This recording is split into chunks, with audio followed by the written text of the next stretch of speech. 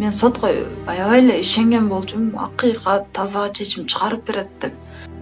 Өткөн жылы Жалал-Абад шаарында жол кырсыгынан каза болгон Белек Избаскаровдун жакындары анын өлүмүнө себепчи болгон адамга карата соттун чечимине нааразы болуп жатышат. Маркум аскер кызматкери 25 жашта болгон. Каргашалуу окуя мындан 8 ай мурун орун алган. Анда Mercedes-Benz унаасын мас абалында башкарган жаран эки көчөнүн кесилишинде катуу ылдамдыкта келип негизги жолдо бараткан Matiz унаасын сүзгөн. Арткы орундукта бараткан Избаскаров катуу жараат алып, көп өтпөй каза болгон. Айыпталуучу Мелибаев Азамжон мас абалында катуу ылдамдык менен эки көчөнүн кесилишиндеги бир унааны сүзүп, экинчи агамдар бараткан унааны, агамдар башка жолдо кетип баратканына карабастан агамдардын унаасын сүзүп, жолдун четине чыгарып салат. Кан агамдын башынан шорголуп агып жатыптыр да. Бирок ошол көбө эженин көзүнө карап туруп, агам: "Эже, мен өлүп калат окшоймун. Менин атым Белек" деп ошентип өзүн тааныштырып туруп. Анан агам ошол суу сураптыр, эже суу деп. Анан эже чуркап чыгып, ошол чыныга суу алып чыгып, эки уртам ичкенден кийин агам эстен таныптыр. Эже катуу коркконунан ошол жерде жолдо эле кетип бараткан машиналарды кыйкырып токтотуп, тез больницага жеткиргиле деп ошол машинага салып бериптир. Ошол тез жардам 1-1,5 саатка чейин кечикти.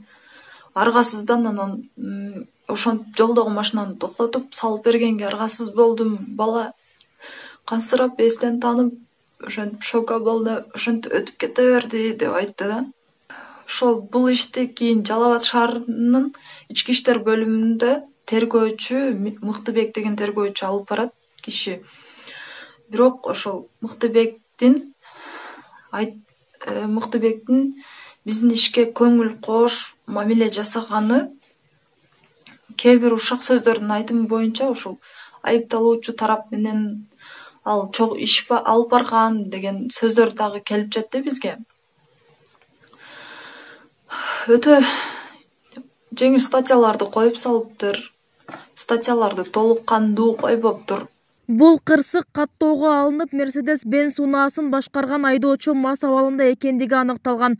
Кылмыш иши сотко өткөндөн кийин бир нече отурумдар болору белгиленген. Улам жылдырылган сот 2021 жылдын 31 декабрында өтүп, ага жабырлануучу тараптын өкүлдөрү катышпай калган. Ошол процессте шаардык соттун судьясы Миран Шерматов айыпталуучуга пробациялык көзөмөл колдонуу менен белгиленген жазадан бошоткон. Алар бул чечимге нааразы.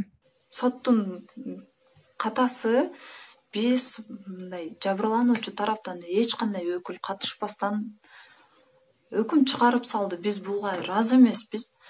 Андан кийин 15 декабрь бизде ошол өкүм чыгат, өкүм чыгып калат деп ошон чакырган болчу. Мен сотко аябай эле ишенген болчумун, акыйкат, таза чечим чыгарып берет деп. Бирок өкүнүчкө орой ошол 15 декабрдагы соттук процесс жылдырылды. 29-уна жылдырылды, андан 30-уна жылдырылды. Кандайдыр бир себептер менен 31-ине жылдырылыптыр.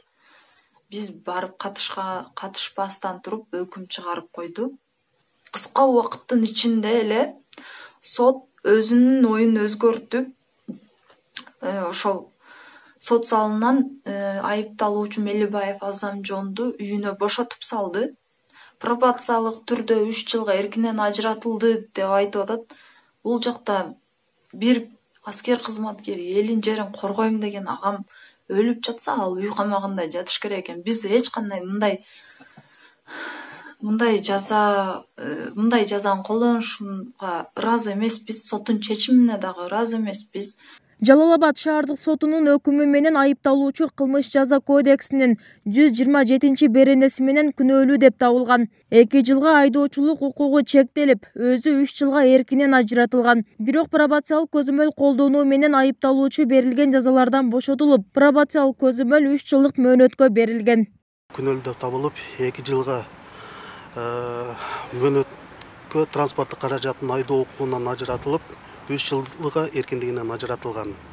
Кыргыз Республикасынын 2021 жылдын 28 октябрындагы номер 126 мыйзамы менен колдонууга киргизилген Кыргыз Республикасынын кылмыш жаза кодексинин 82-беренесинин менен негизинде айыпталуучуга карата пробациялык көзөмөл колдонуу менен белгиленген жазадан бошотулган. Пробациялык көзөмөл 3 жылдык мөөнөткө белгиленген. Маркум Избасаров Баткендин Исфана шаарынан бир үйдүн жалгыз уулу болгон. Ал Жалал-Абадтын Карадарыя айылындагы заставада 1 жылдан бери иштеп жүргөн. Акыйкаттык издеген жабырлануучулар 600 чакырым жол жүрүп, иш жагдайын билүүгө келишет. Бирок соттордун бул кадамы күйбөгөн жерибизди күл кылды дешет. Уулунун бейкүнөө өлүмүнүн айынан апасы да жүрөк оорусуна чалдыкканы айтылат. Урматтуу Садыр Жапаров, эгер менин сөзүм, урматтуу Камчыбек Кадышаевич, урматтуу генералдык прокуратуранын башчысы, эгер сиздер менин ушул видео кайрылуумду угуп жатсаңыздар, суранабыз Жалал-Абад шаардык соту Миран Шерматовдун ушул иштери мыйзамдуубу же мыйзам алкагында эмеспи, ошону чечип, текшерип, көзөмөлдөп берүүңүздөрдү суранабыз. Кылмышкер өз жазасын алуусун суранабыз. Биздин өлкөбүздө татыктуу жана акыйкат гана соттор, акыйкат өкүм чыгара турган соттор иштөөсүн талап кылат элек. Маркумдун жакындары шаардык соттун өкүмүнө макул болбой, апелляциялык даттануу менен 10 январда Жалал-Абад облустук сотуна кайрылышты. Мындан адилет чечим күтөөрүн, айыпкер мыйзам чегинде жазасын тартаарына үмүт артышат. Бирок бүгүнкү күндө аталган кылмыш иши облустук соттун өндүрүшүнө келип түшө элек. Ал эми айтылган окуя боюнча экинчи тарапка байланышууга мүмкүнчүлүк болгон жок. Андыктан 7 канал алардын да пикирин угуп чагылдырууга даяр. Бубисара Орозалиева, Шарзат Эгембердиев, 7 канал, Жалал-Абад.